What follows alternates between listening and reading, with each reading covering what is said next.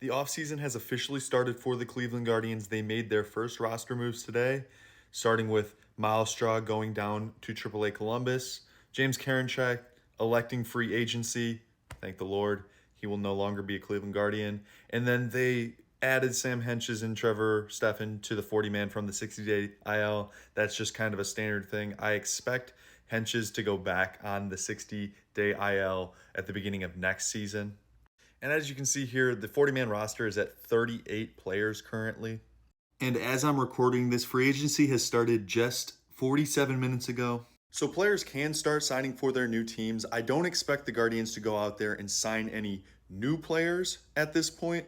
Here's kind of what I expect them to do.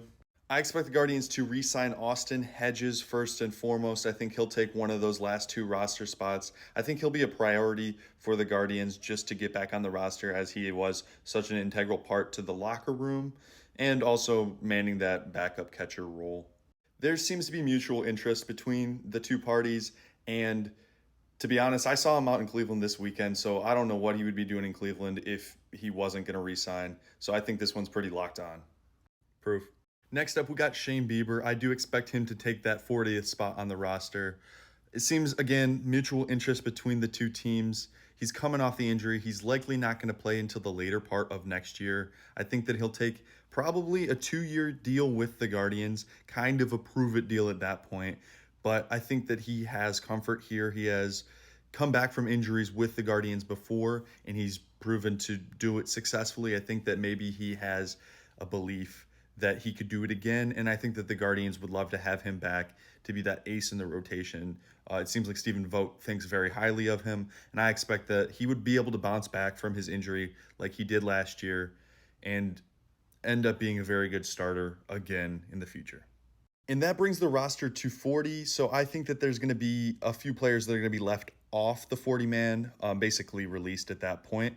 The first being Connor Gillespie.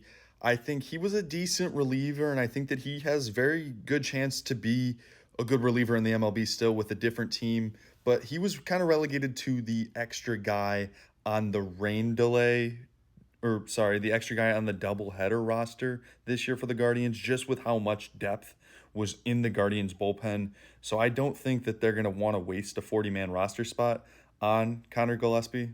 And then kind of in the same boat, you have Peter Strzelecki, who was just kind of on the outside looking in. I don't think that he'll keep his roster spot, but I do think there's a pretty good chance that he winds up with another major league team come this time next year. And then the last pitcher that I would be concerned with losing their roster spot is Nick Sandlin, but I do think that the Guardians are want to give him another shot. We'll see how that goes. I don't expect him to be left off the 40-man. I think the hitter closest to the chopping block is Jonathan Rodriguez. He's tearing it up at AAA, but he doesn't look like he's really going to be able to make that jump to the major leagues.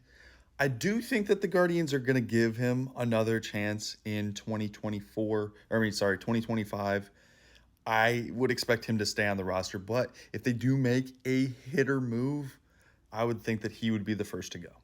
Now, if we're assuming that Sandlin and Rodriguez stay in this scenario, the roster is back down to 38. Let's see what I think that the Guardians would do in that scenario. First, let's look at the eligible players in the Guardians farm system for the Rule 5 draft. And there's not a lot of big names on this list. You got Franco Alamon, Doug Nikhazy, and Jose Devers and Petey Halpin. Those are really the biggest names in my opinion. I've seen a few people talk about Will Dion, Ryan Webb, and also Tanner Burns. He was in conversations to go in the Rule 5 draft last year. He wasn't taken. He didn't have that great of a year in the minors. I don't expect him to be taken again. But I look at this list and I don't see a lot of guys that I would think are major league ready, with the exception of maybe Franco Alamon. The only thing is that with the Guardians bullpen being as stacked as it is, I don't know if there's an avenue for him to get to the majors at this point. Nikhazy is the only top 25 team prospect on this list. I think that he might be the highest priority to protect in this situation, being a left-handed starter. And he had a decent year at Columbus last year, so we'll see if he has a chance at the majors this year. Then you got Petey Halpin and Ryan Webb, the team's 26th and 27th prospect, respectively. I really don't think that they're major league ready at this point.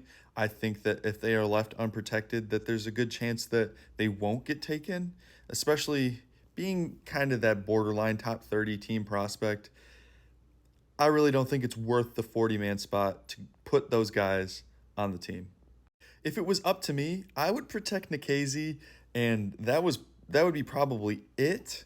Maybe I would protect Alamon. I think there's a good chance that they do protect Alamon, but I think that I would rather use that last roster spot to re-sign a free agent. And I do not expect the Guardians to go out and sign a new free agent from a different team this early into free agency. They seem to play their cards close to their chest, wait to see who's being undervalued by the free agent market, and then swoop in at the last moment and get a guy. And in that scenario, I think that they're going to go back and sign Matthew Boyd. He did great at the end of the season. I think there's some trust built between him and the organization that they brought him in while he was injured. I think that he may want to stay with the organization, and I think that's a perfect fit. Alex Cobb is another option to re-sign. I don't think it happens, though. I think he might be ending his career. He looks like he's running out of gas, and he's getting up there in age. He's dealing with injuries. Some team might give him another chance, and it might be the Guardians, but it's a bunch of maybes. And then you got Carlos Carrasco, and I think it might be time for Carlos Carrasco to hang up the cleats. He's had a great career, Cleveland legend for sure, but it just seems like he doesn't have a lot left in the tank, and I think this might be the end of the road for him. They had him throwing out the ceremonial first pitch in the ALDS, I think it was. I don't think that's a great sign for him coming back next year. And then the last scenario that I would like to entertain here this early into free agency is a Josh Naylor trade. Yes, he had 100 RBIs and 30 home runs, but he wasn't great, and he really struggled in the playoffs, and that kind of hurt the Guardians a lot. I think that he is the number one trade target on the Guardians, the most likely to be traded. And if they are able to find a suitor for him that they can get some value out of, I think that they would trade him.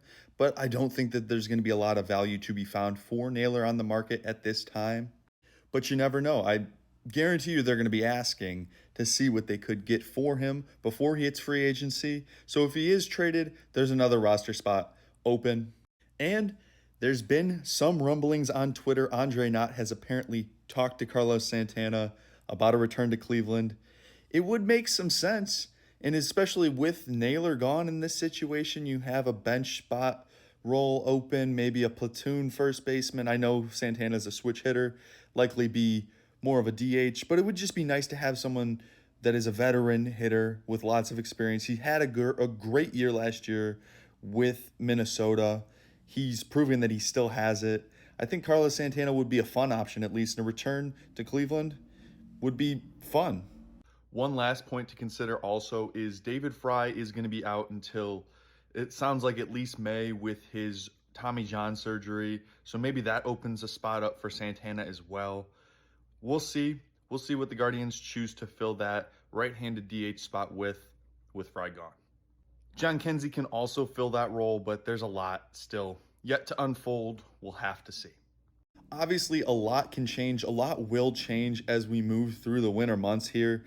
But taking it at a glance from right now, right after the season ended, that's kind of what I'm expecting the Guardians to do and kind of what I want them to do. It's a kind of a mix of both. Let me know in the comments what you guys would like the Guardians to do or what you would expect the Guardians to do. As always, I will keep providing updates as we move on through the winter months, especially as we get around the time of the winter meetings. So follow or subscribe for more of my thoughts and what I think is going to happen with the Guardians moving into the 2025 season.